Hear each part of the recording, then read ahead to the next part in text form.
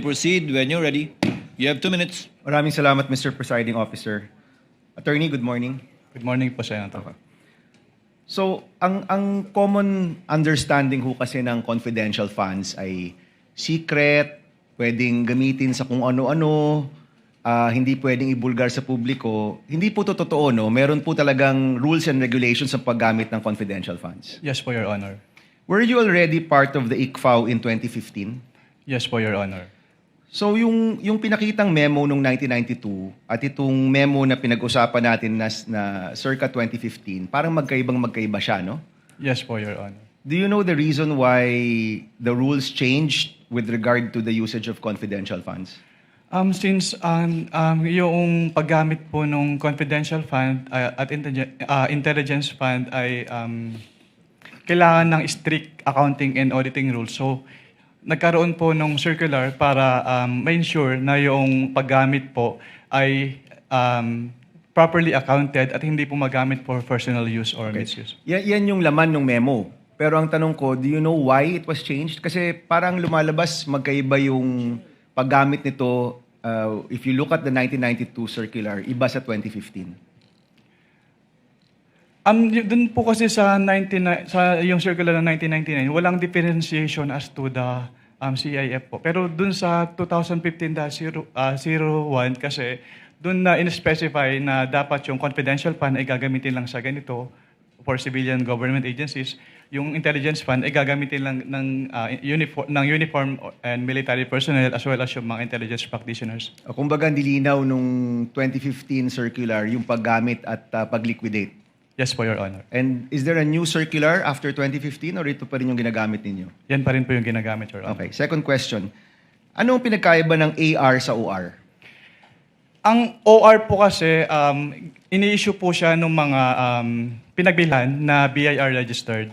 So, yung AR naman po, yun yung ginagamit ng agency para proof na binigay nila yung payment or payment dun sa tao na naka-receive noong payment. And it seems na mas katanggap-tanggap sa inyo yung OR kesa AR. Is that correct? Depende po yan, Your Honor. Kapag purchases po kasi, kailangan po talagang OR yung ibigay sa amin kasi doon po namin tinitignan kung yung kung nag-purchase po talaga sila. Kasi official receipt, acknowledgement receipt, sabihin ng tao, pareho namang resibo, parehong receipt. Ano pinagkaiba niya? Yung acknowledgement receipt po kasi, ina-acknowledge doon nung recipient ng payment na natanggap niya yung payment. Pero yung OR po kasi, parang yung proof na nag-purchase si agency doon sa pinagbilhan nung item. Nung item. So pwede mong matrace. Kung OR, pwede nyong matrace. Yes po, Your Honor. Kung AR, pwede nyo po ba itong matrace o hindi na? Pag AR po kasi, kung ano lang po talaga yun nandun sa face nung document, yun lang po yung basis namin since document-based po yung audit namin.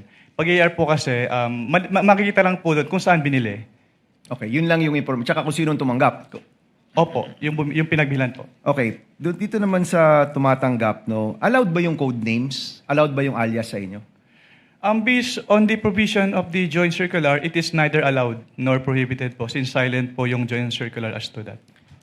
Is that as of 2015 or even in previous liquidation of confidential funds? So, wala. Based on my recollection po, even yung dating circulars po, buhat nung nag-assume po ako sa ICFA, wala naman pong provision as to the use of aliases. So bawal ang paggamit ng alias? The circular is silent po. Okay. Para sa inyo, kung alias, yung paggamit ng alias ay bawal, so hindi importante kung may ibang tao ito, totoong tao ba to, basta yung pangalan na binigay sa inyo, ang expectation nyo, totoong tao yan. Based on that, kasi ang katulad nga po nung sinabi ko, document-based po kami, so wala po kaming way to determine if this is an alias or not po. Oh, but in general, ang tinatanggap yung dokumento, dapat totoong tao. Yes po, Your Honor. Okay, next. Did you have any, napag-usapan nyo kahapon yung dealings nyo with OVP nung lumabas na or malapit nang lumabas yung AOM? Previous to that, meron ka bang dealings with OVP? Wala na po, Your Honor. So walang kumausap sa inyo, walang nagtanong kung paano to dapat i-liquidate, apart from the meeting which included Attorney Poa? Wala na po akong maalala, Your Honor. Okay. Last question lang, Mr. Presiding Officer. Please wind up. yung notice, yung AOM, ibig sabihin yan, may chance pa kayong i-correct, di ba? Yes po, Your Honor. Pag notice of disallowance na, may chance pa ba yung i-correct o naniningil na? Actually, the moment that we issue notice of disallowance, ni-require na po yung accountable officers to restitute po yung amount And to involved. your knowledge, is there a notice of disallowance for the OVP and DepEd funds? Wala po akong personal knowledge, pero nakita ko po sa news po, so I was made aware na may end din na po yung OVP 2022. So may notice of disallowance na ang OVP for the 500 million pesos. For 125 million pesos po for the fourth quarter of 2022. So sinisingil na yan kay Vice President Duterte. Yes po, Your Honor. Okay, thank you, Mr. President. Thank you, Senator Judge Aquino. Next to make his interjections is Senator Judge Pangilinan. You're recognized, sir. You may proceed when you're ready. Thank you have 2 minutes. Mr. President, Mr. Presiding Officer. Magandang umaga, Mr. Witness, Ginoong Mawil. Wamil po. Wamil. Magandang umaga po, Your Honor. Yes. Nabanggit nyo sa inyong testimonya kahapon at nung isang araw na yung tinatawag na supporting documents, kasama dyan ay either sales invoice o official receipts. Tama? Yes po, Your Honor. Okay. Let me backtrack a bit. 10 years kang nasa ICFAO, tama? Yes po, Your Honor. Almost 10 years po. Okay, without mentioning the agencies, ilang agencies na gobyerno ang na-audit mo tungkol sa confidential funds?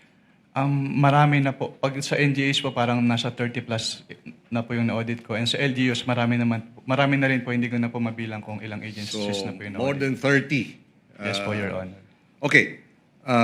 Sa mga ahensya na ito, 30 ahensya, masasabi mo ba na nire-require din yung liquidation ng official receipts at ng sales invoice? Yes po, Your Honor. Kasi yung requirement po ng circular ay ini-enforce po namin sa lahat ng agencies na ino-audit po namin. So sa 2022, from December 21 to December 31, ilang sales invoice o kaya official receipt ang kasama dun sa mga liquidation report? Wala pong sinabit sa amin, Your Honor. Ni isa. Acknowledgement receipts lang po yung sinabit sa amin. 849 acknowledgement receipts, tama? Yes po, Your Honor. So, ni isa dun sa mga ginastos, walang official receipt at walang sales invoice. Yes po, Your Honor. Okay. Sa karanasan mo sa 30 mga ahensya, masasabi mo ba na yung findings ninyo dito sa OVP ay similar o standard ba? O nangyayari rin yung ganong walang official receipt at walang sales invoice sa mga liquidation? Yes po, Your Honor. Since sina-apply naman po namin uniformly yung provisions po ng Joint Circular 2015-01. As in, puro AR ang sinasubmit ng ibang ahensya? May mga agencies po na nagsasubmit naman ng OR po. So, sa experience mo dun sa December 21 to 31, masasabi mo bang standard practice yan ng iba pang mga ahensyang iyong na-audit? Hindi ko po siya masasabing in standard practice since ito po yung kauna-unahang beses na puro AR po yung sinamit sa amin.